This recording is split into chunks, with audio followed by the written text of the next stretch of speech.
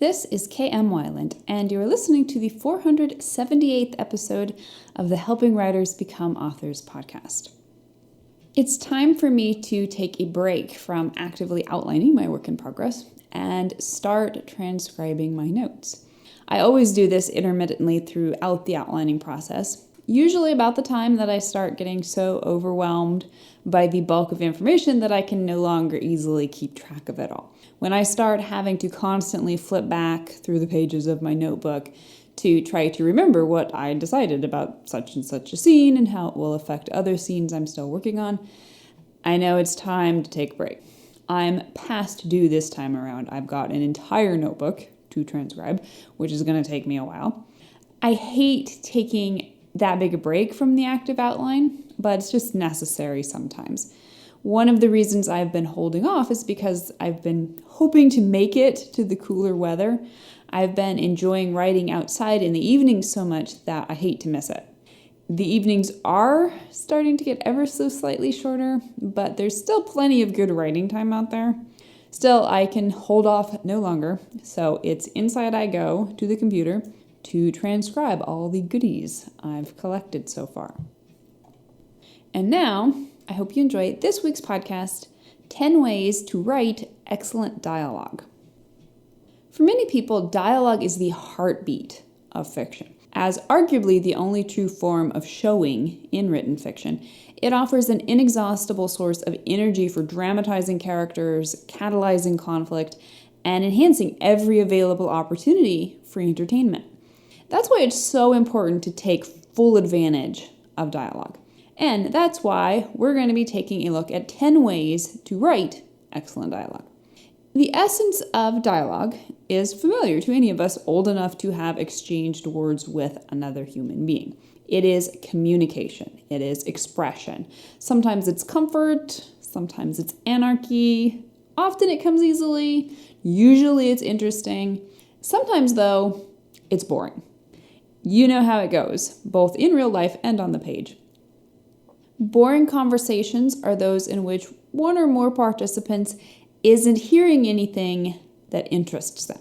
That's simple enough on its surface, but the most important takeaway for novelists is that the reasons dialogue might fail to be interesting are sometimes counterintuitive. Sometimes the problem is the content, that is, the characters really aren't saying anything interesting. Other times, it's the delivery. That is, the characters are saying important things, but the words feel stiff or forced. Still other times, the problem is that the dialogue is too on the nose. That is, it spells out too much for readers instead of creating subtext. Or perhaps it's that the scene itself lacks forward drive within the overall story. When all of these problems are recognized and corrected, what you end up with is dialogue that captures readers' full attention and drags them through the story one fast page flip after another. So today's episode is the fifth in an ongoing series in which I am analyzing the excerpts you have shared with me.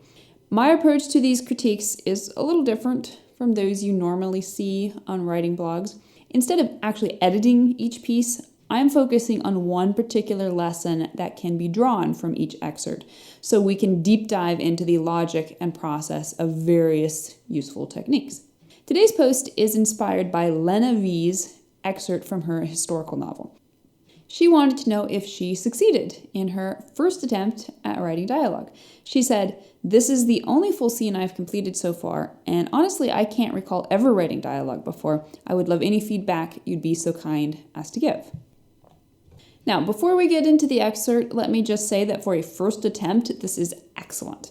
Lena has also got a good handle on staying in POV and creating an engaging narrator voice for her child character, something that's even more evident in the earlier portions of the excerpt, which I won't be sharing since they're not pertinent to today's topic of writing entertaining dialogue. So let's take a look. Bouncing onto a vacant armchair that was a lot firmer than he'd expected, Jory sat back to scan the room. There were people scattered around doing a variety of quiet activities, and it made for good people watching. He loved people watching. A little lady with snowy white hair tied in a knot behind her head caught his eye. She sat at the piano, facing away from him, but unlike a lot of the people here, her back and shoulders weren't hunched. She sat up straight as she played a pretty melody he sort of recognized, with no sheet music in front of her. He recognized her. She lived in the apartment next to his great-grandma. She was one of the ones that smiled and waved if she caught him looking in the open door. Not so bad. He could try talking to her. Slowly, he pulled himself up and shuffled over to her. She looked even older up close, but she had kind eyes. "Hi." "Hello there." After an uncomfortable minute of her just smiling at him, he caved. "It was a pretty song you were playing. It was familiar." "Really? It's called Blue Skies. Do you know the words?" "I don't think so." She turned back to the keys and began a simpler version of the song, singing quietly along this time. As she sang through the chorus, he started to recall two guys with funny hats and canes. It finally clicked. "Oh, it's in that Christmas movie my mom makes me watch every year." "White Christmas?" "Yes, it is. I am so impressed that you remembered it. You were tapping out some fun rhythms." "Didn't really notice I was doing it till you stopped." "That's the best kind of music, when it comes straight out of your soul." He gave her an odd look and glanced around for his mom. She was still talking to the girl at the desk. "My name is Mrs. Murphy." "Nice to meet you." "My name's Jory Volansky. You live next door to my prababcha." "Prababcha?" "Sorry, my great-grandma." "Ah, you're Mrs. Volansky's great-grandson." "Yep, I've seen you sometimes when we walk by to visit her." "I've seen you too, now that I think about it." What was it, prababcha?" "Thank you. Your prababcha seems like a very nice woman. We haven't had much opportunity to talk yet." "She is. She moved here because she fell and broke her arm, so now my grandpa thinks she needs to have extra people around to make sure she's okay. She said she agreed because she likes being around people she doesn't have to cook for all the time." Her eyes lit up, and her mouth twitched into a small smirk as she stifled a chuckle. "Well, that's a good reason." "No, it's not. She's the best cook. I miss her Sunday dinners."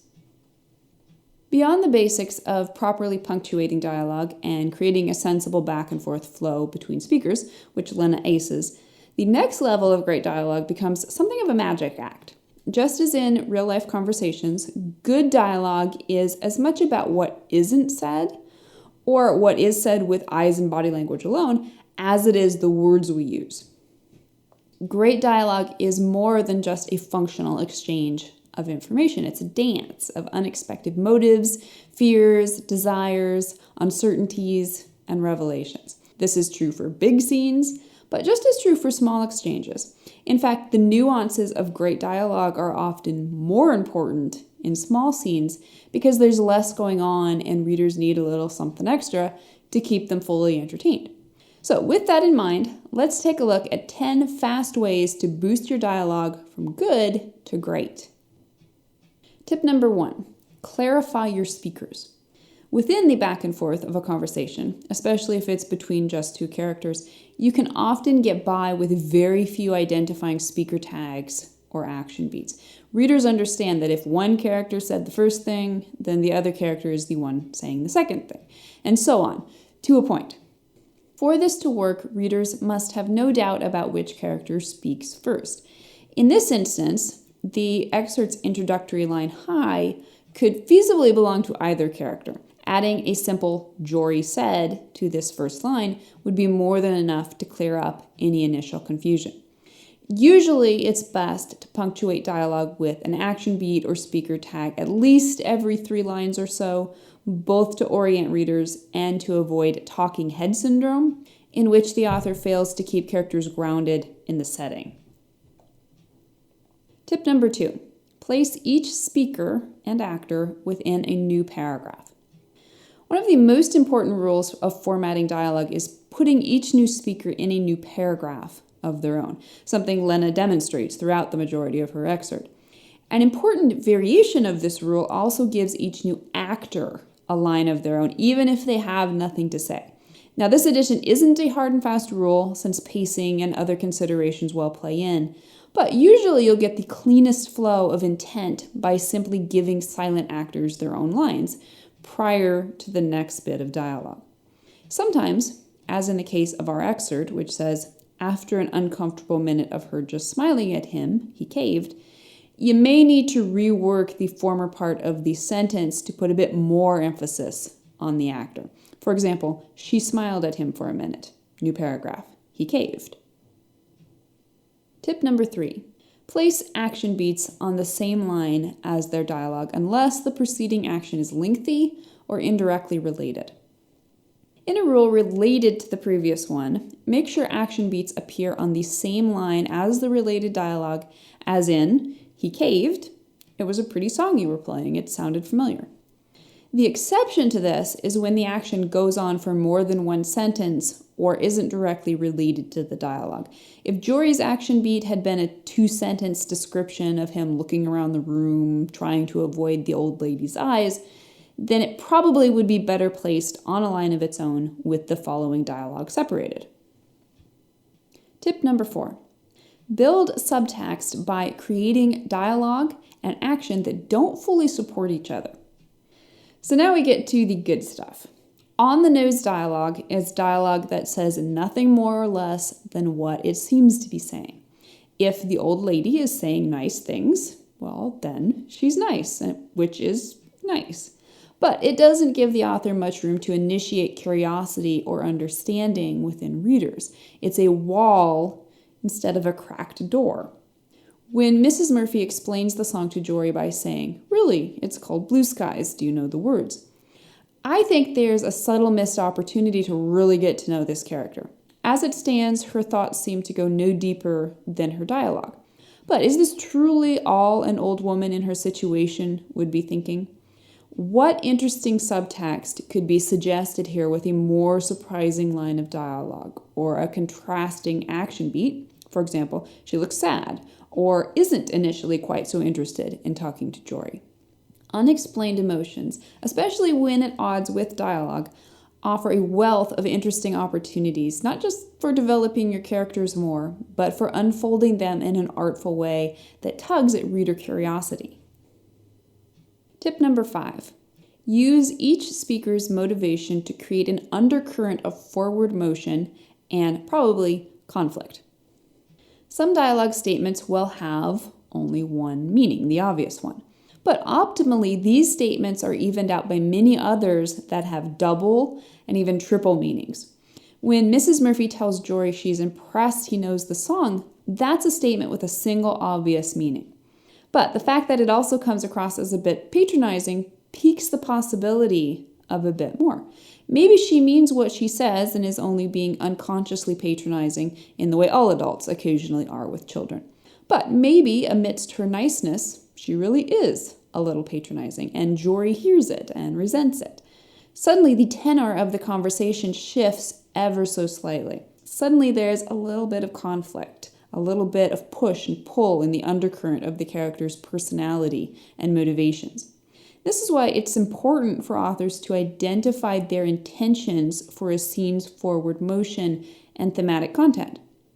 If a scene is just what it is, such as an introductory conversation between two people who will become friends, then you're missing out on opportunities to deepen the scene's complexity and, via that, your reader's investment.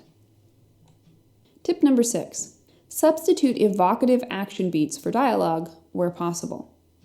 Although I see dialogue as one of written fiction's purest opportunities for showing, since dialogue translates directly and requires no added description, it's also still true that actions speak louder than words. When it's possible to replace a line of dialogue with an evocative action beat, it's usually best to do so. Not only does this create variety in the dialogue, it can also add powerful visual subtext. For a simple example, Jory's on-the-nose spoken response, "Didn't really notice I was doing it till you stopped," could be conveyed with a simple action beat such as, "He shrugged." Tip number 7. Look for the latest possible entry into dialogue sentences. One of the most common bits of advice you'll hear about leveling up your dialogue has to do with mimicking real-life speech patterns without being slavish to them. In real life, most people don't speak in full sentences all the time. Depending on the character's voice, it's often a useful idea to begin a sentence at the latest possible moment. As a general example, the question, "Did you have a good day?" could be shortened to, "Good day?" In our excerpt, both Jory and Mrs. Murphy have similar voices, largely because they speak in full sentences. An example of tightening up the dialogue might include changing Mrs. Murphy's "that's the best kind of music" when it comes straight out of your soul to "that's the best kind of music" straight out of your soul. Tip number 8. Watch for out of POV action beats from the narrating character. Like any part of fiction, action beats need to properly reflect POV.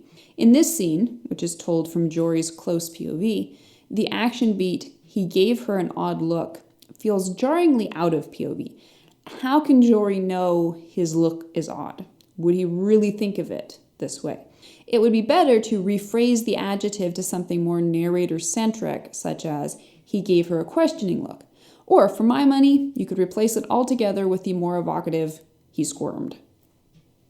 Tip number 9. Cut any throat-clearing or filler dialogue. Good dialogue is tight dialogue. This means cutting lines that advance neither plot nor character. Filler, such as that often referred to as throat-clearing, usually qualifies as useless since it advances neither. Character introductions and other bits of small talk are common culprits, unless the banalities are contrasted with an ironic context to create subtext. For example, our excerpt uses a straightforward exchange of names. Although functional, the exchange feels clunky. Were this my piece, I would consider deleting these 2 lines outright and introducing the names through another medium or working them into the dialogue more casually or obliquely. You'll notice the conversation runs on smoothly with the introduction deleted, a sign the intros aren't adding anything beyond their basic info. And tip number 10, eliminate sneaky repetition. Another way to tighten up dialogue is to look for accidental repetition. A great example is found at the end of the excerpt when Jory says, "No, it's not. She's the best cook. I miss her Sunday dinners." The last 2 sentences here are conveying the same emotional information. Either one could be deleted to tighten the dialogue, but of the 2, I would choose "she's the best cook." It's more on the nose and creates less subtext than does "I miss her Sunday dinners." Dialogue offers so many ways for writers to play creatively with their stories in a powerfully expressive way. Learning to use it to its utmost is what will set your stories a step ahead of the pack. My thanks to Lena for sharing her excerpt, and my best wishes for her story's success. You can stay tuned for more analysis posts in the future. And in the meantime, stop by the website and tell me your opinion. What do you think is the most important part of writing great dialogue? If you'd like to be a part of the Word Player community over on my site and join in the conversation on this subject, be sure to stop by the website at helpingwritersbecomeauthors.com. You can always find a transcript of the most recent podcast and add your voice to the discussion by visiting the first post on the site's homepage. And don't forget that if you're looking for an older post, you can always find those by putting the podcast title in the search field at the top of the right-hand column. If you enjoyed this podcast, you can subscribe on Apple Podcast, and if you'd like to support Helping Writers Become Authors, I would totally appreciate it if you'd consider taking the time to leave just a quick rating or review on the Apple site. Thank you so much for listening to the Helping Writers Become Authors podcast, and be sure to check back again next week.